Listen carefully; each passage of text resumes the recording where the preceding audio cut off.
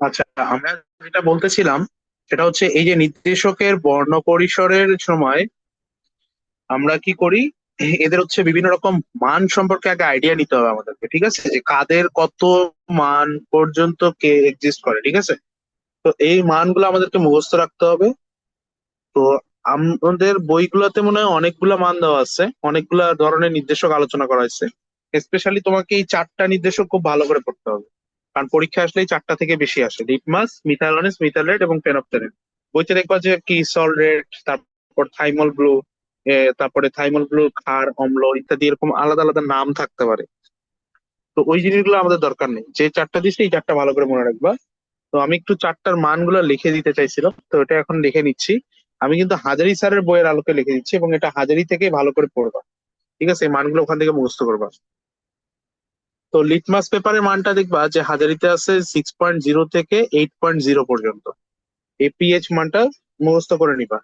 আচ্ছা, methyl red যেটা, methyl red এর ভ্যালুটা হচ্ছে 4.2 ধরা হয়।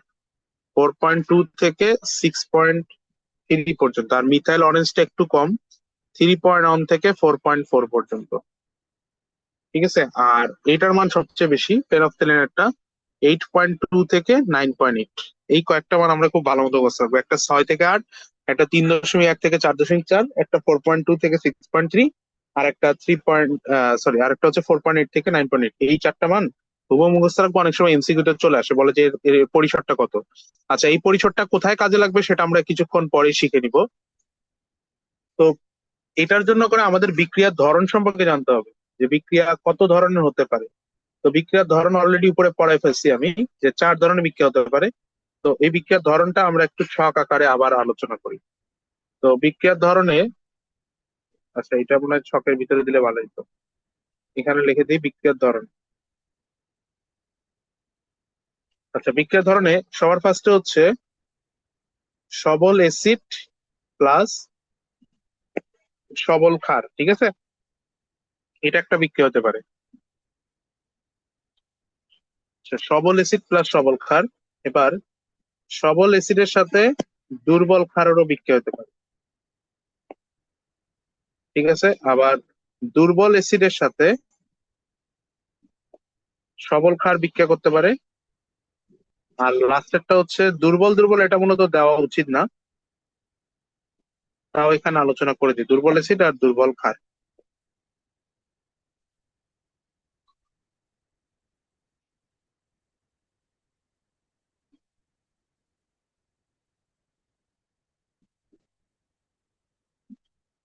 আচ্ছা, তাহলে আমাদের এই যে 4 ধরনের যে বিক্রিয়াগুলো দেখলাম, এই 4 ধরনের বিক্রিয়া হতে পারে। এখন এই যে প্রত্যেকটা বিক্রিয়াতেই তোমার দেখবা যে বর্ণ পরিসর বা ছক, এই ডাটাগুলো আবার আলাদা রকম হয়ে থাকে। মানে প্রত্যেকটা বিক্রিয়ার জন্য আবার আলাদা আলাদা রকমের সমাপ্তি বিন্দু আছে, তারপর এদের প্রশমন বিক্রিয়া করা ক্রম আলাদা আছে। তো এই জিনিসগুলো কিন্তু আমাদেরকে মুখস্থ রাখতে হবে। তো আমি একটু এইখানে ডাটাগুলো লিখে দিই, যে কোন বিক্রিয়ার জন্য আবার পিএইচ পরিসর কতটুকু হবে, ঠিক আছে। তো এখন থেকে মুখস্থ রাখবা যে যখন সবল অ্যাসিড সবল ক্ষার থাকবে, তার যে পিএইচ পরিসরটা সেটা আবার 4.0 থেকে 10.0 পর্যন্ত কাজ করে, ঠিক আছে। সবল অ্যাসিড সবল ক্ষারের জন্য 4.0 থেকে 10.0 পর্যন্ত কাজ করে। আচ্ছা, কিন্তু এর জন্য করে যে প্রকৃত যে পিএইচ মানটা, এটা হচ্ছে পিএইচ মান।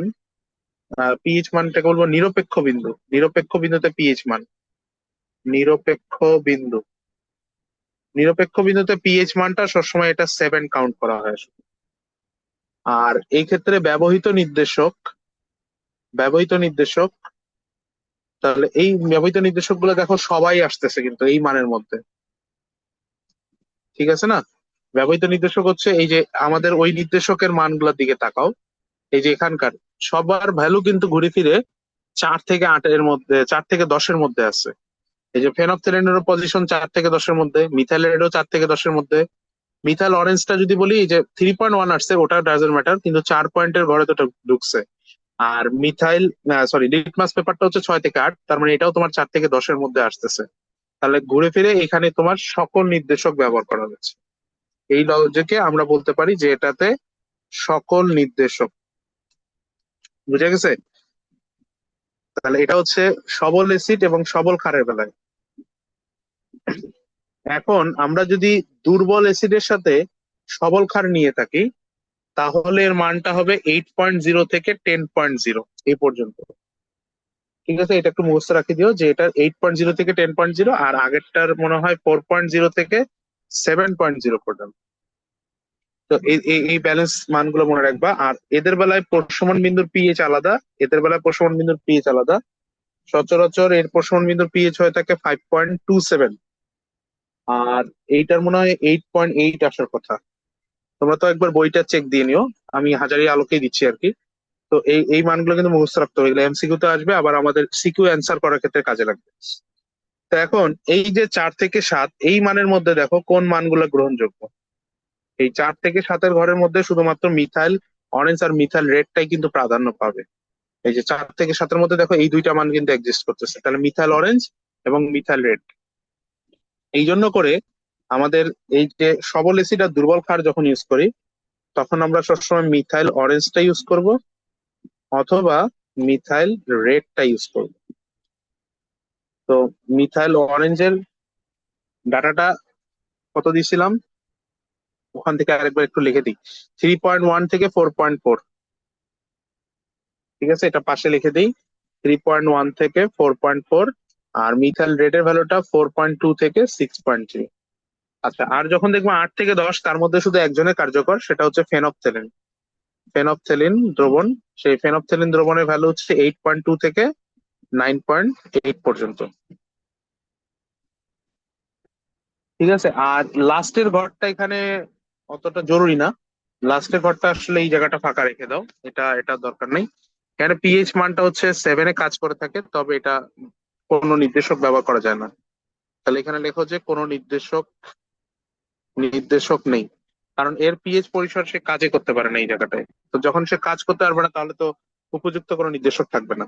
তো আমরা এই 3 ধরনের বিক্রিয়ার ক্ষেত্রে আমরা নির্দেশকের গ্রাফ আর্ট করা শিখবো। তা আমাদের জন্য কয়েকটা মান এখানে খুবই গুরুত্বপূর্ণ। একটা হচ্ছে এই যে এই ঘরগুলো যত থেকে যত দিচ্ছি, 4 থেকে 10, 4 থেকে 7, 8 থেকে 10, পিএইচ প্রশমন বিন্দুর মানটা।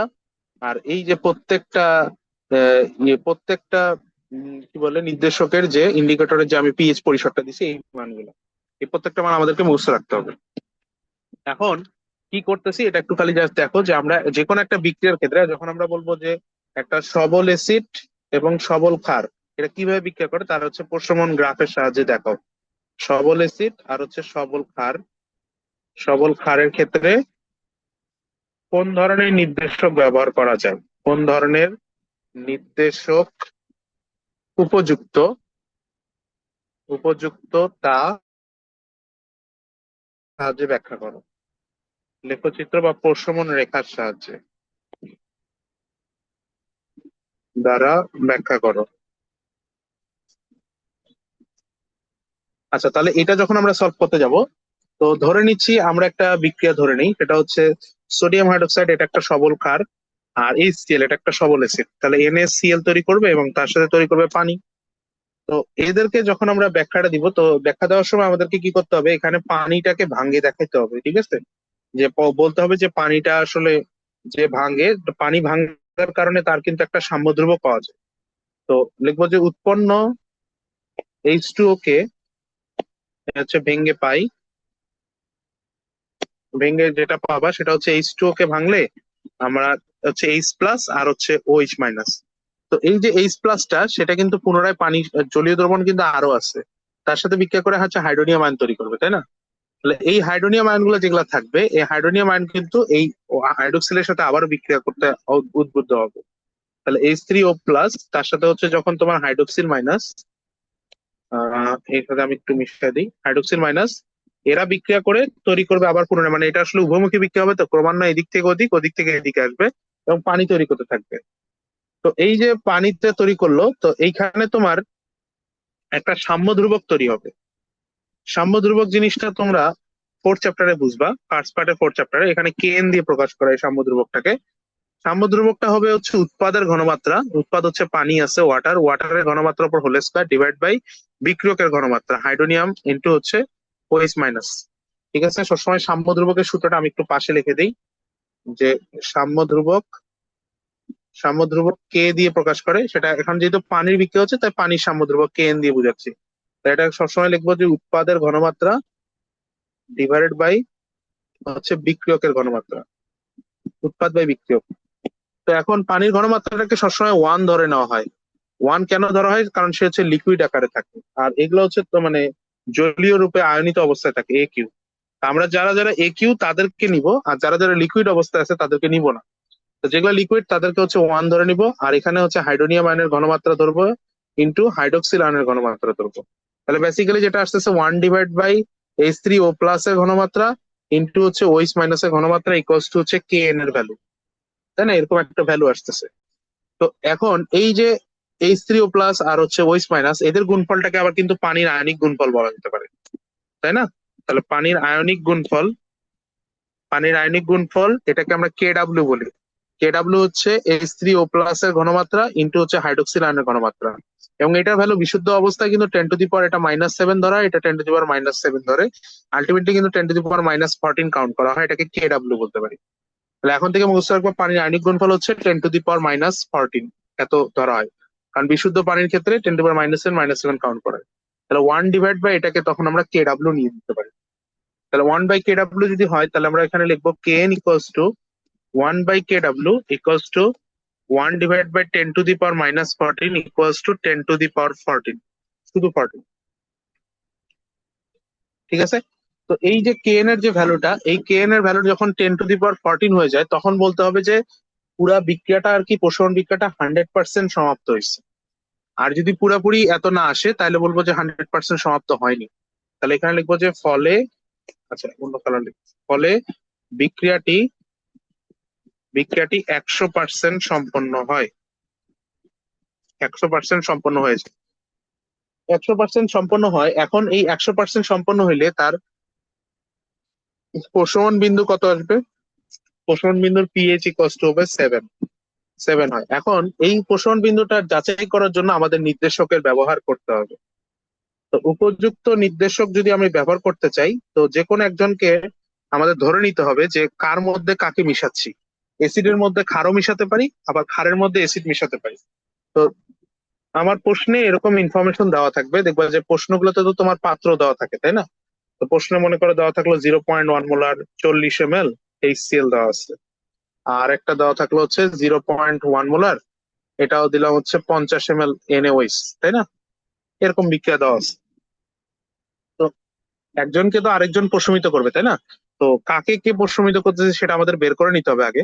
তো এর এটা বের করার জন্য কতটুকু লাগতেছে সেটা আমরা চাইলে বের করে অঙ্ক করে করতে পারি, অথবা অঙ্ক ছাড়াও আমরা ডিরেক্ট আনুমানিক একটা বের করে দেখাই। ধরে নাও এটাও হচ্ছে 40 ml নেই। তো এটাতে মনে রাখবা যে প্রশ্নে তোমাকে কোন পাত্রে কাকে মিশাতে বলতেছে সেটা একটু খেয়াল রাখবা, যে এ দ্রবণের মধ্যে বি মিশাচ্ছি নাকি বি এর মধ্যে এ মিশাচ্ছি। কারণ এই দুইটার কথাবার্তার উপর ডিপেন্ড করে কিন্তু গ্রাফ অন্যরকম হয়ে যাবে। তা আমি যদি বলি এ এর মধ্যে বি মিশাচ্ছি, কি বললাম? এ এর মধ্যে বি মানে অ্যাসিডের মধ্যে ক্ষার মেশানো। এটাকে বাংলায় বলে দেই যে অ্যাসিডের মধ্যে ক্ষার মেশানো হলে, ক্ষার মেশানো হলে তার মানে ঘটনাটা দাঁড়াচ্ছে এই অ্যাসিড আগে থেকে আছে, এইখানে আমি ক্ষার ঢালতেছি, ক্ষার গুলা এর মধ্যে ঢালতেছি, তাই না? তার মধ্যে ঢেলে ঢেলে তারপর এটাকে প্রশমন করতেছি। তো আমরা কি করব, একটা গ্রাফ চিত্র এরকম আর্ট করে নিব, একটা আনুমানিক একটা গ্রাফের মতো আর্ট করব। আচ্ছা, আমরা কাকে ঢালতেছি, যাকে ঢালতেছি তার ভ্যালুটা নিচ বরাবর দিব, এক্স এক্সিস বরাবর দিব, আর ওয়াই এক্সিস বরাবর হচ্ছে পিএইচ মান গুলা লিখে যাব। ঠিক আছে? পিএইচ মান, তো পিএইচ মানের গ্রাফ গুলো মনে করো আনুমানিক 2, এটা হচ্ছে 4, এটা 6, এটা 8, 10, 12, 14 পর্যন্ত যাবা, কারণ পিএইচ 14-র বেশি তো আর হয় না। ঠিক আছে? তাহলে এই বরাবর আমরা কি করলাম, পিএইচ মান গুলো লিখে গেলাম। আর এক্স এক্সিস বরাবর কাকে যোগ করতেছি, এই যে NaOH কে যোগ করতেছি। তাহলে NaOH এর আয়তন, এই আয়তনটাকে আমরা এই বরাবর নিব, আয়তনটা ভি অফ ml ইউনিটে নিবা। এখন এই যে দেখো এ কত ml এ যায় প্রশমন করতেছে, 40 ml এ যায় না? তাহলে 40-এর ঘরে কিন্তু একটা ব্যাপার হবে। তো এই জন্য করে আমরা জাস্ট আনুমানিক এরকম ডাটা লিখবো। ধরুন এটা 10 ml, এটা হচ্ছে 20 ml, এটা হচ্ছে 30 ml, 30 ml, এটা হচ্ছে 40 ml। আরো ডাটা লিখতে পারো 50 ml, এইখানে ঘরে নাও 60 ml, কারণ গ্রাফে তো বেশি মান লিখতে তো সমস্যা নেই। আমাদের টার্গেট পয়েন্ট হচ্ছে 40 ml এর ঘরটা, এটা কিন্তু খুব গুরুত্বপূর্ণ একটা জায়গা। ঠিক আছে, তো আমাদের এই এই প্রশ্নের এই চিত্রের এই আয়তনটার দিকে তাকাবা, কত আছে এখানে, 40 ml আছে। তাহলে আমরা কি করব, 40 ml বরাবর এই ওয়াই অক্ষর দিকে তাকাবো। এখন এই বিক্রিয়াটা দেখবো যে সবল সবলের বিক্রিয়া না, এটা সবল অ্যাসিড, এটা সবল ক্ষার। সবল সবলের জন্য আমাদেরকে এই মানটা মুখস্থ রাখতে হবে, এই যে এই সবল অ্যাসিড সবল ক্ষারের জন্য 4 থেকে 10 এই মানটা আমাদের মুখস্থ রাখতে হবে। ঠিক আছে, 4 থেকে 10। তো এই 4 থেকে 10 বরাবর দুইটা পয়েন্ট দিব আমরা, এই যে 40-এ বরাবর 4-এর ঘরে একটা পয়েন্ট দিব, আর 10-এর ঘরে একটা পয়েন্ট দিব। বুঝতে পারছো, এই দুই বরাবর দুইটা এরকম পয়েন্ট দিব। পয়েন্ট দেওয়ার পর এই দুইটা এরকম ফ্ল্যাট রেখা যোগ করে দিবা। বুঝা গেছে, ফ্ল্যাট রেখা এরকম যোগ করে দিব। যোগ করে দেওয়ার পরে এখন আগে দেখবো যে পূর্বে এসিড ছিল না ক্ষার ছিল, পূর্বে বলছে এসিডের মধ্যে মেশানো হয়েছে। যদি পূর্বে এসিড থাকে তাহলে এর এই কার্ভটা বাঁকা করে নিচের দিকে নিয়ে যাবা। নিচের দিকে আনুমানিক, এটা সোজা না, এটা বাঁকা করে নিয়ে যাবা, আনুমানিক এরকম বাঁকা করে নিয়ে যাবা। আর উপরের দিক থেকে আনুমানিক এইভাবে উপরের দিকে হেলানো করে উপরে উঠাই দিবা। এটা যদি পূর্বে অ্যাসিড থাকতো, ঠিক আছে, অ্যাসিডের মধ্যে যদি ক্ষার মিশাইছি। আর যদি ক্ষারের মধ্যে অ্যাসিড মিশাতাম তাহলে এই গ্রাফটা সুইচ করতো, মানে উল্টা দিকে যেত তখন। ঠিক আছে, তাহলে একই চিত্র এরকম হতে পারতো যদি আমি বলতাম যে অ্যাসিডের মধ্যে ক্ষার মেশানো হচ্ছে, নিচে আট করে দিই এটা, সরি, ক্ষারের মধ্যে অ্যাসিড মেশানো হচ্ছে, ক্ষারের মধ্যে অ্যাসিড মেশানো হলে, অ্যাসিড মেশানো হলে, আচ্ছা, তো এইখানে এই বরাবর তাহলে 10 ml, এই বরাবর হচ্ছে 20 ml, এই বরাবর 30 ml, এই বরাবর 40 ml, তারপর 50 ml। এখন এটা কিন্তু HCl এর আয়তন হবে, কারণ এখন আমি যোগ করতেছি কাকে, HCl কে যোগ করতেছি। ঠিক আছে, HCl যোগ করা মানে হচ্ছে আয়তন এটা বরাবর নিব। তো এখন এটা 2 pH, এটা 4, এটা 6, 8, তারপরে 10, 12, 14। তো আমরা কি করবো, এই 40 বরাবর, কারণ এরও ডাটা কিন্তু আমি 40 দিচ্ছি। এখন তোমার যদি মান 30 বা 20 থাকতো তাহলে তুমি কিন্তু 20 বা 30-এর ঘরে আট করতা।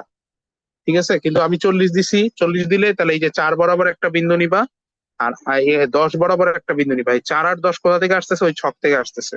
এই জন্য ছকটা মুখস্থ রাখবা। তাহলে এরকম একটা ফ্ল্যাট রেখা রাখবা, সোজা একটা রেখা আট করার পরে ফার্স্টে আগে খাড় ছিল, তাহলে ফার্স্টে খাড় থাকলে এইরকম করে একটা কার্ভ নিবা এভাবে।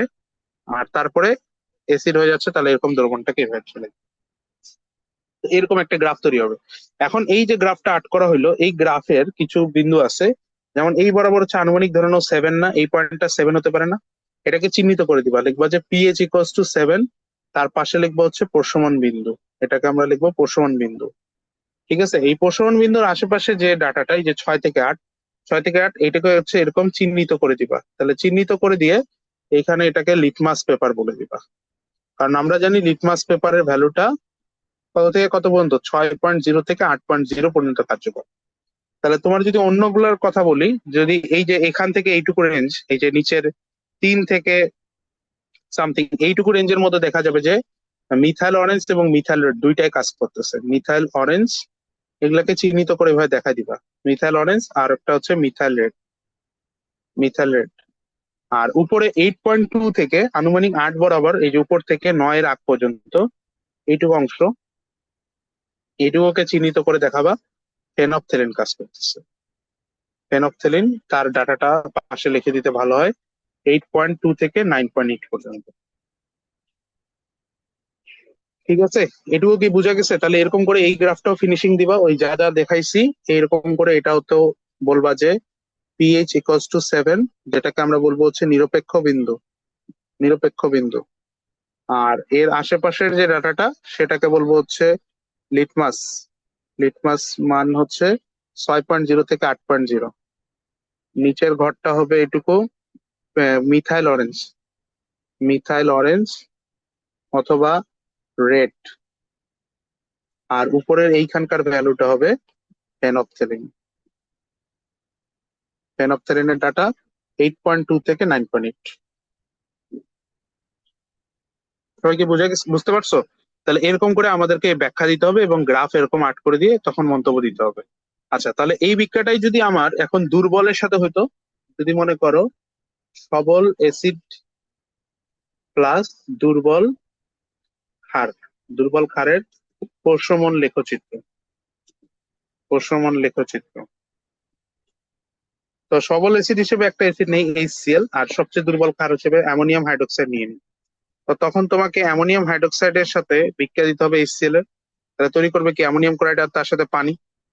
তো এই বিক্রিয়াটাতে যে ইয়াটা তৈরি হচ্ছে তোমার, এখানে তোমার পানিটা কিন্তু পুরোপুরি পরিমাণে বিয়োজিত হবে না।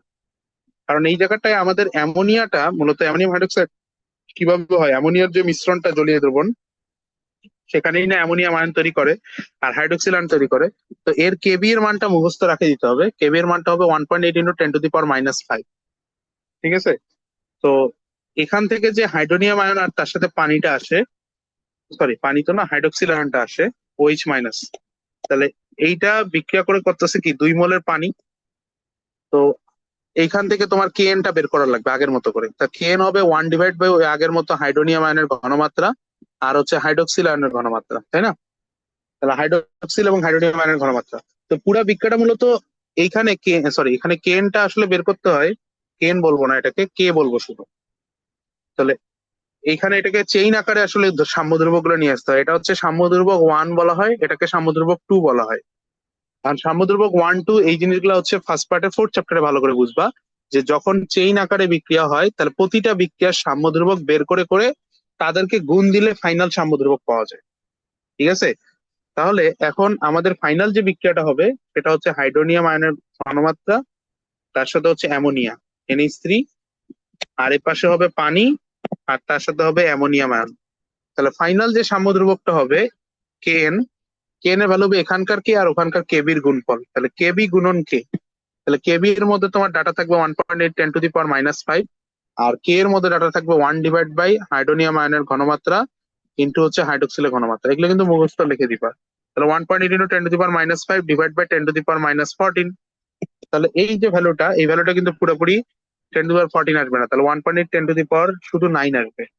এটা কিন্তু KN এর ভ্যালুটা আসতেছে 1.8 10⁹ ঠিক আছে? তো এর মানটা কিন্তু তোমার ওই যে ইয়া অপেক্ষা কিন্তু কম হয়ে যাচ্ছে না, অসমান মানে 1.8, ওটা আসার কথা ছিল কত? ওটা আসার কথা ছিল 10⁻শুধু 14। তাহলে 14 অপেক্ষা কিন্তু কম হয়ে যাচ্ছে, এই ডাটাটা উপযুক্ত পরিমাণ ডাটা কম। তাহলে এই কারণে দেখা যাচ্ছে যে এই KN এর ভ্যালু যেহেতু তুলনামূলক কম, তাহলে এই দ্রবণে তোমার ক্ষারের আধিক্যটা হচ্ছে কম, মানে অ্যাসিডের প্রাবল্যটা হচ্ছে বেশি। তুলনামূলকভাবে ধরে নিতে হবে যে অ্যাসিডটা হচ্ছে তুলনামূলকভাবে বেশি আছে।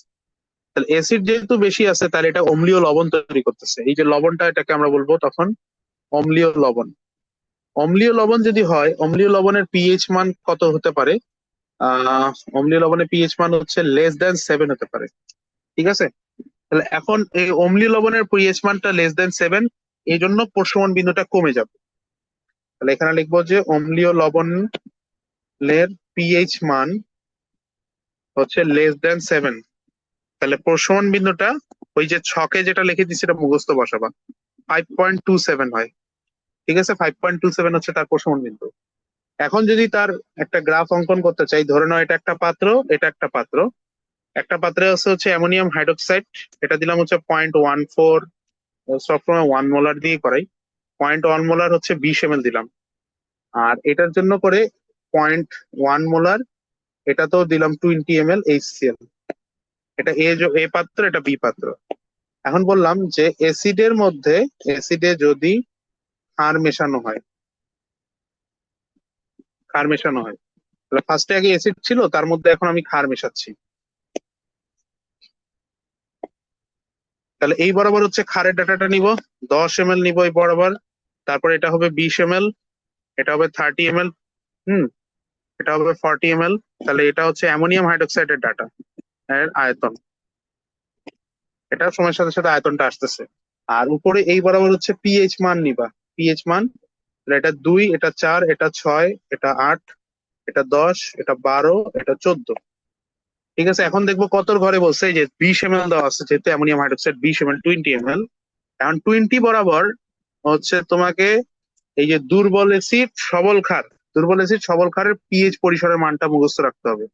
এই দুর্বল অ্যাসিড সবল ক্ষারেরটা আমি এই যে লিখে দিছি 8 থেকে 10। এই যে এই মানটা নিবা 8 থেকে 10। এই যে 8 থেকে 10 যেটা দেখতে পাচ্ছ, এটা আমরা এইখানে বসাই দিব। 8 বরাবর একটা বিন্দু সিলেক্ট করব 2 নম্বরে, এই যে 8 বরাবর নিব আর 10 বরাবর নিব। উপর নিচ হলেও সমস্যা নেই, একটু এদিক সেদিক হতে পারে। ঠিক আছে, দেখা যাবে যে 8-এর আগেই সে পজিশন তৈরি করে ফেলছে। 8 থেকে 10 এই বরাবর একটা ফ্ল্যাট রেখা এরকম আট করবে। ফ্ল্যাট রেখা আট করার পরে যেহেতু আগে সে এসিড ছিল, পরে সে ক্ষার হয়েছে, তাহলে এসিডের কাপটা এইরকম বাঁকা করে এদিকে নিয়ে দেবা, আর ক্ষারের কাপটা এইভাবে করে উপরে উঠাই দিবা। বুঝতে পারছো? তো এখন এই 8 থেকে 10-এর মধ্যে প্রশমন বিন্দুটা, আচ্ছা আমাদের এটা কোনটা ছিল, আমি একটু ভুল লিখলাম নাকি, দুর্বল অ্যাসিড সবল ক্ষার। ওহো, একটু ভুল লিখে ফেলাইছি। আমাদের এটা তো সবল অ্যাসিড দুর্বল ক্ষার ছিল, সবল অ্যাসিড দুর্বল ক্ষার ছিল, তাই না? এটা 4 থেকে 7 হবে। 4 থেকে 7, কারণ প্রশমন বিন্দু এই যে পিএইচ এর ভ্যালু 5.27, তাই না? তাহলে এইখানে এই ঘরটা এভাবে আট করবো না, আমরা 4 থেকে 7 বরাবর লম্ব টানবো, এটা মিশালাম। এই যে 4 বরাবর একটা ডাটা নিব, 20-এর ঘরে 4 নিব, আর 8-এর থেকে একটু কম নিলে হয়, এখানে 7 নিবা।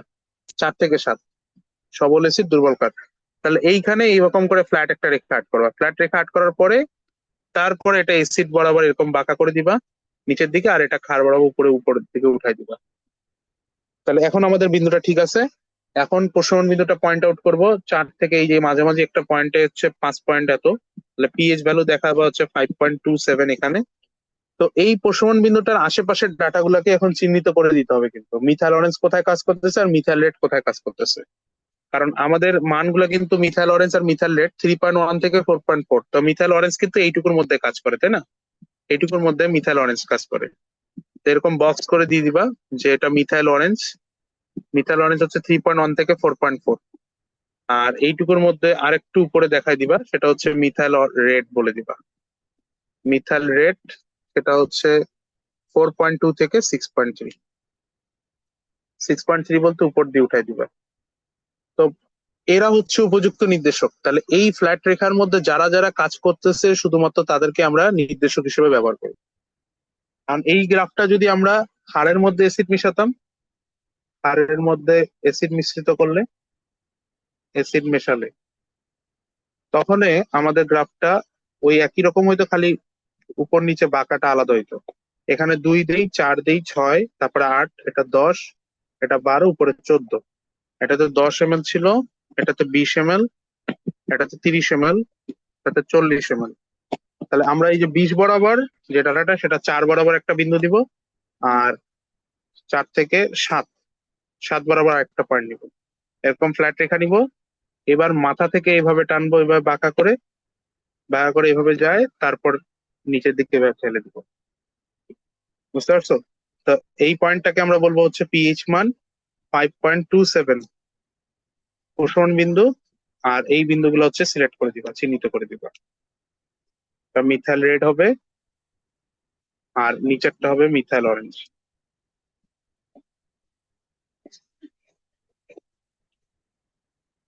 তোমরা কি এই জিনিসগুলো বুঝতে পারতেছো? এগুলা কিন্তু পরীক্ষায় আসবে, ঠিক আছে? পরীক্ষায় আসলে এগুলা এইভাবে করে আট করে করে বলতে হবে, বর্ণনা করে দিতে হবে। অনেক সময় অঙ্ক করে আসতে হবে। অঙ্ক করে বলতে কিরকম, এই কত এমএল আয়তনে হচ্ছে যা প্রশমন করতেছে, আমরা তো মোলারিটি এখানে দিয়ে দিচ্ছি, আয়তন গুলো আমি দিয়ে দিচ্ছি। অঙ্ক করার সময় কিন্তু এখানে অনেক সময় আয়তন নাও থাকতে পারে, বা বলতে পারে কত এমএল আয়তন প্রশমিত করলো। তাহলে তোমাকে অঙ্ক করে আগে S1 V1 S2 V2 করে এর ফিনিশিং আয়তনটা বের করবা। আয়তন বের করে ওই আয়তন বরাবর, এই যে এই এক্স অ্যাক্সিস বরাবর যত আয়তন আসতেছে, সেই আয়তন বরাবর এরকম একটা গ্রাফ কার্ভ আট করে দিতে হবে। এটা এখন সবল এসিড সবল ক্ষার হতে পারে, দুর্বল এসিড সবল ক্ষার হতে পারে, দুর্বল সবল মানে যে কোনো একটা থাকতে পারে। আচ্ছা আমরা আরেকটা জাস্ট লাস্ট দেখাই দিই, সেটা হচ্ছে দুর্বল, এবার এসিড নেই, এসিডটাকে দুর্বল নেই প্লাস সবল ক্ষারটাকে নেই, তাহলে দুর্বল এসিড সবল ক্ষারের প্রশমন কার্ভ। তো দুর্বল এসিডের সহজ এক্সাম্পল হচ্ছে H bond C+H, methanoic acid. আর সবল ক্ষার হচ্ছে সোডিয়াম হাইড্রোক্সাইড নাও, হ্যাঁ?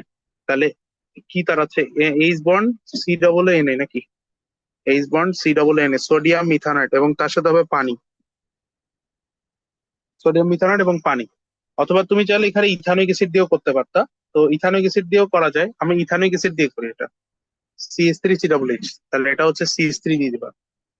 তো এখানে সবার ফার্স্টে যেটা হয়, তাহলে CH3CH, এটা আগে জলীয় দ্রবণে আগে বিয়োজিত হবে পানিতে। বিয়োজিত হইলে CH3C মাইনাস তৈরি করবে, আর তার সাথে তৈরি করবে হচ্ছে হাইড্রোনিয়াম আয়ন H3O+।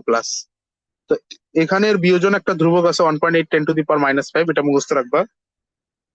আর এই যে যে হাইড্রোনিয়াম আয়নটা তৈরি হলো সেটা কিন্তু পানি হাইড্রোক্সিলের সাথে যুক্ত হয়ে আগের মতো 2 মোলের পানি তৈরি করলো, এটাকে কে বলবো। কে এর ভ্যালু হচ্ছে তোমার 1/, ওই যে হাইড্রোনিয়াম আয়নের ঘনমাত্রা ইন্টু হচ্ছে হাইড্রোক্সিলের ঘনমাত্রা। এখন আমরা ফাইনালি কে এন বলবো। কে এন এর ভ্যালু হবে কে গুণন কে।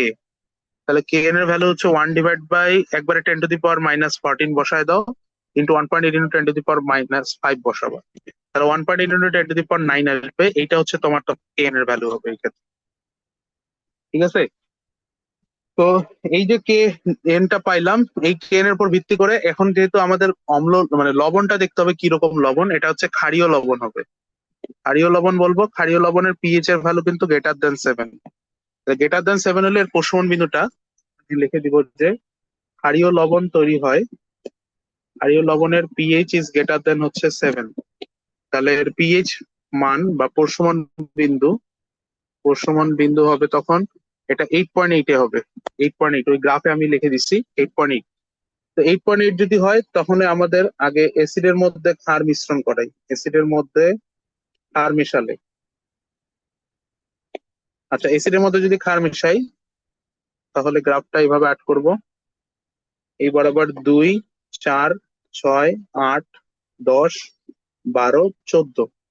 আর এখন আমাদের ডাটাটা একটা ডাটা ধরে নিচ্ছি যে এগুলো তো উদ্দীপক দেওয়া থাকবে, উদ্দীপকের আলোকে ধরে নাও এখানে এবার 25 ml দিয়ে দিলাম। 25 ml 0.1 মোলার ইথানোয়িক অ্যাসিড দিলাম, CH3COOH। আর এটাতেও দিলাম হচ্ছে 25 ml 0.1 molar caustic soda, sodium hydroxide. তাহলে এবার 25 ml এর ঘরে ডাটা লাগবে।